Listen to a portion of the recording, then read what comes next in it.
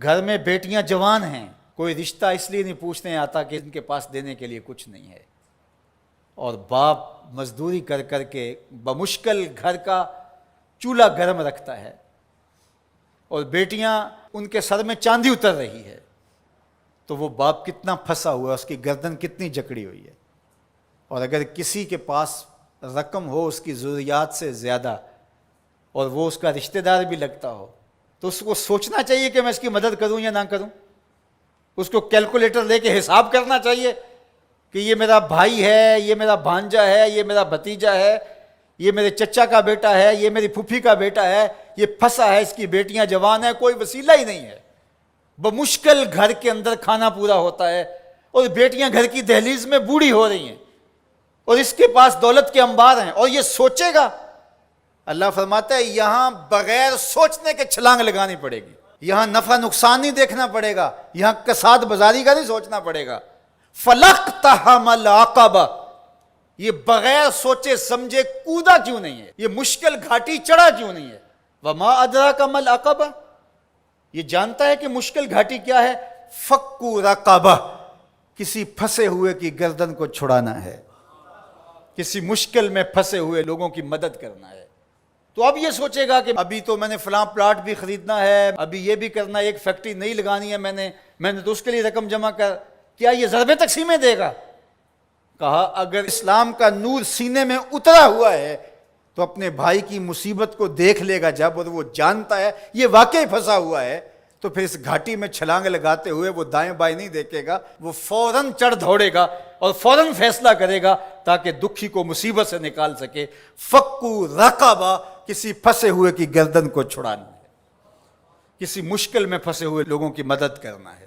او اطعام فی یوم ذی مسغبہ، یا بھوک کے دن کھانا کھلانا ہے۔ لاک ڈاؤن لگ گیا، لوگ ترس گئے، فاقے آ گئے، گھر میں بہت پڑا ہوا ہے، تو یہ سوچا جائے گا کہ میں نے تو 3 سال کے لیے رکھا ہے، اور یہ بندہ ریڑیاں رگڑ کے مر رہا ہے، اگر میں اس کو دے دیا تو 3 سال کے بعد تو میرے پاس کچھ نہیں ہوگا۔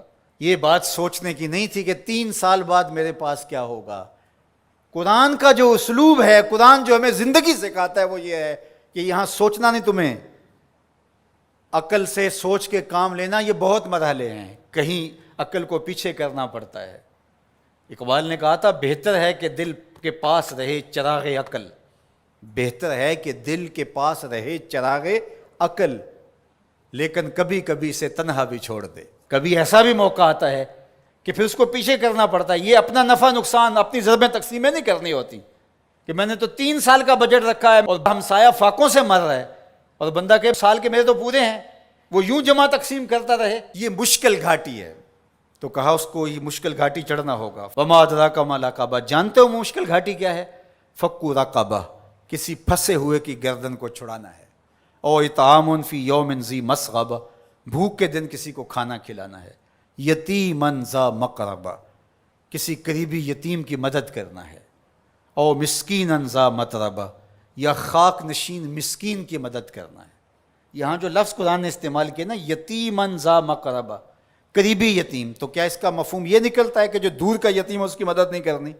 نہیں، بلکہ علماء تفسیر نے یہاں نقطہ بیان کیا کہ بندہ دور پار کے یتیموں اور غریبوں کی مدد کرتا ہے، اور ان کی تصویریں بھی کھنچوا لیتا ہے دور موجود میں، اور داد بھی لے لیتا ہے اور سخی بن کے سامنے آ جاتا ہے، لیکن یتیم خاندان کے اندر ہو تو ان کی مدد کر کے بندہ نمائش نہیں کر سکتا کہ میں نے اپنے بھتیجے بھانجے کے ساتھ یہ کیا ہے۔ جو بندہ نفس کا غلام بن جاتا ہے اس کے لیے مشکل ہو جاتا ہے۔ تو اس لیے اللہ تعالیٰ نے یہاں جو لفظ بیان فرمایا یتیما ذا مقربہ، قریبی یتیم کی مدد کرنا، او مسکینا ذا متربہ، یا خاک نشین مسکین کی مدد کرنا۔ کچھ لوگ انہیں پتہ ہے ہماری ہمسائیگی کے اندر ان کے ہاں نان شبینہ بھی نہیں ہے، تو وہاں جو ہے وہ مہینے میں 500 روپیہ دیں گے، اور 500 روپیہ دے کے یہ سمجھیں گے کہ ہم نے حق ادا کر دیا۔ ان کی ضرورت کو آپ نے پورا کرنا تھا۔ مختلف لوگوں کو تو آپ کروڑوں روپے بانٹ رہے ہو، اور آپ کی فیکٹری میں جو ملازمت کر رہے ہیں آپ ان میں کتنوں کو جانتے ہو کہ مشکل سے اس 15,000 روپے سے اس کا گھر چلتا ہے، اور اس کی بہنیں جوان ہیں، اور یہ بیچارہ اوور ٹائم بھی لگاتا ہے، پھر بھی گھر کا خرچہ پورا نہیں ہوتا، تو تم باہر جو کروڑوں روپے دے رہے ہو تو بہتر نہیں تھا کہ اپنے اس مزدور کی تم مدد کر دیتے؟ اللہ ہم سب کو سورہ البلد کے مضامین پر غور و تأمل کی توفیق